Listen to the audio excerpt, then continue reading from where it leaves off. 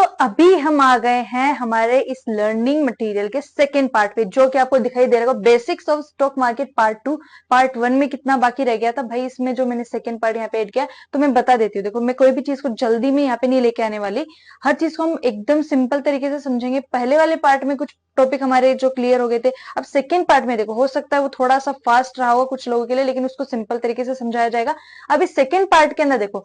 ये वाला अगर ये कोई बिगिनर है, एकदम ही मार्केट में नया है, तो उनके लिए ये वाले मतलब ये जो स्टार्टिंग है कुछ पार्ट है जो मैं लेके आ रही हूँ, ताकि उनको हर एक टर्म उनके क्लियर हो जाए कि क्या स्टॉक मार्केट में रहता है, इन्वेस्टिंग क्या होता है, ट्रेडिंग क्या होता है, दोनों के अंदर क्या डिफरेंस रहता है, और इसके अंदर किस तरीके से एनालाइज किया जाता है कि अगर शॉर्ट टर्म के लिए अगर आप इन्वेस्टमेंट कर रहे हो तो वहां पे क्या एनालाइज करना पड़ेगा, लॉन्ग टर्म इन्वेस्टमेंट के लिए अगर आप वहां पे इन्वेस्टमेंट करें तो वहां पे आपको क्या एनालाइज करना पड़ेगा और डिफरेंस क्या है। तो बस यही सब इसमें डिस्कस करने वाले, तो चलिए आगे बढ़ते इस वीडियो में। देखो,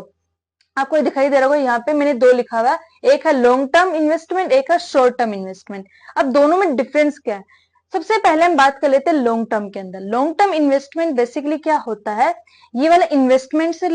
इन्वेस्टिंग से रिलेटेड होता है, और शॉर्ट टर्म होता है ट्रेडिंग से रिलेटेड। अब लॉन्ग टर्म की बात कर लेते हैं। अब यहाँ पे देखो मैंने सब कुछ यहाँ पे लिखा हुआ है, इसको और तरीके से समझाएंगे। पहला है लॉन्ग टर्म, यहाँ पे आपने देखा होगा इसके अंदर क्या होता है कि बेसिकली आप इसको 1 साल, 3 साल, 5 साल, कोई भी शेयर होता है, कोई भी स्टॉक होता है, रियल स्टेट के अंदर हो, चाहे वो म्यूचुअल फंड्स के अंदर हो, एसआईपी, कहीं पे भी आप जो है इन्वेस्टमेंट कर रहे हो, उसको आप अगर आज उसको लेके जा रहे हो, उसको परचेस कर रहे हो, आप उसको बाय कर रहे हो, तो उसको आने वाले कुछ सालों तक उस इन्वेस्टमेंट को करके आप भूल जाओगे कि हाँ भाई इसके अंदर मैंने जो है अभी इन्वेस्ट किया। उसको 3 साल, 5 साल, 10 साल या फिर उससे भी ज्यादा आप उसको होल्ड करके रखते हैं। और जो लॉन्ग टर्म होता है वो लेस रिस्की होता है, इसके अंदर रिस्क इतना ज्यादा नहीं